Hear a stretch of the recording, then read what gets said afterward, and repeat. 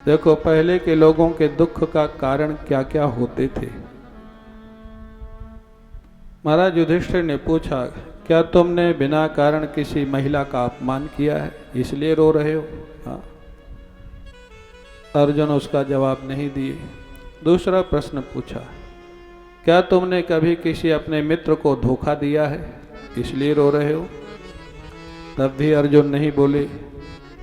तीसरा प्रश्न पूछा, क्या तुमने किसी जरूरतमंद को सहायता करने से मना कर दिए हो, इसलिए रो रहे हो? तब भी अर्जुन नहीं बोले। महाराज युधिष्ठिर समझ गए कोई गंभीर मामला है, और अर्जुन के लिए गंभीर मामला श्री कृष्ण ही थे। महाराज युधिष्ठिर ने हृदय पर पत्थर रख करके पूछा, अर्जुन, क्या तुम्हारे प्राण सर्वस्व श्री कृष्ण का तुमसे वियोग हो गया है? अर्जुन और जोर जोर से रोने लग जाते हैं। चरणों में अपना मस्तक रख करके बहुत देर तक रोने के बाद अर्जुन ने जब बोलना प्रारंभ किया, अर्जुन कहते हैं, वंचितो हम महाराज हरिणा बंधुरूपिणा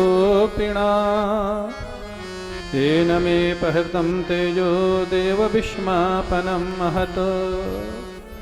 महाराज युधिष्ठिर, श्री कृष्ण ने हम लोगों को छल लिया है। छल लिया है, क्या हुआ? अर्जुन रो रो करके कहते हैं, जब तक इस धराधाम पर थे श्री कृष्ण, हमको पहचानने नहीं दिया कि वो भगवान थे।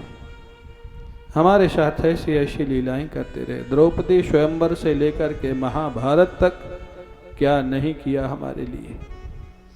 अर्जुन एक एक बात को याद कर करके रोते हैं। अर्जुन कहते हैं युधिष्ठिर जी से, भैया आपको मालूम है श्री कृष्ण मेरे सारथी थे, तो दुनिया जानती है। हाँ, बोले सभी जानते हैं श्री कृष्ण हमारे सारथी थे। अर्जुन कहता है, एक रहस्य कोई नहीं जानता जो केवल मैं जानता हूँ। महाभारत में उन्होंने क्या क्या किया, एक ही रहस्य तो अभी भीष्म पितामह ने बताया, आपने सुना। दूसरा रहस्य अर्जुन बता रहे हैं।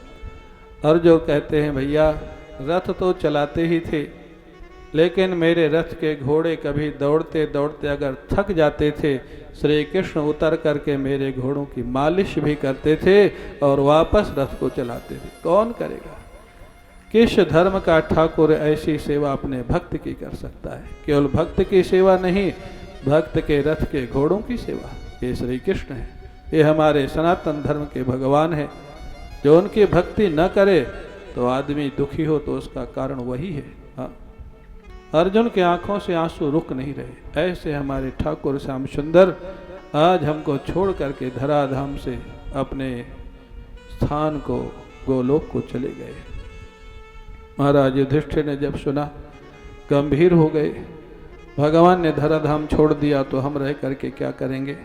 महाराज युधिष्ठिर ने तुरंत अपने पौत्र परीक्षित को बुलाया, आचार्य लोगों को बुला करके राज्य में अभिषिक्त कर दिया, राजा बना दिया, और पांचों भाई श्री कृष्ण का स्मरण करते हुए स्वर्गारोहण किए। हिमालय की ओर जा करके अपने अपने शरीर को छोड़ करके भगवान के धाम को चले गए। ये है भक्त का जीवन। आप लोग कहते हैं ना, अभी तो बच्चों के शादी विवाह नहीं हुए, कुछ संभाला नहीं, अभी हम कैसे भजन करें? इतना बड़ा राज्य, उस समय अफगानिस्तान, पाकिस्तान, बर्मा, बांग्लादेश सब भारत था। जब राजा परीक्षित राजा हुए, राजा परीक्षित का विवाह भी नहीं हुआ था, उसको राजा बना दिया, पांचों के पांचों चले गए। उन्होंने नहीं सोचा कि राजा परीक्षित ऐसे कैसे संभालेगा। क्यों? उनको भरोसा था निमित्त मनुष्य होता है, करने कराने वाले श्री कृष्ण होते हैं, इसलिए कोई चिंता की जरूरत नहीं है। हाँ, प्रयास अपना होता है, काम तो भगवान की कृपा से होता है। आप हमारे संत वाणी चैनल को सब्सक्राइब करें, वीडियो को लाइक करें, शेयर करें, और हाँ, बेल आइकन पर क्लिक करना बिल्कुल ना भूलें, ताकि हमारी किसी भी वीडियो की सूचना सबसे पहले आपको मिले।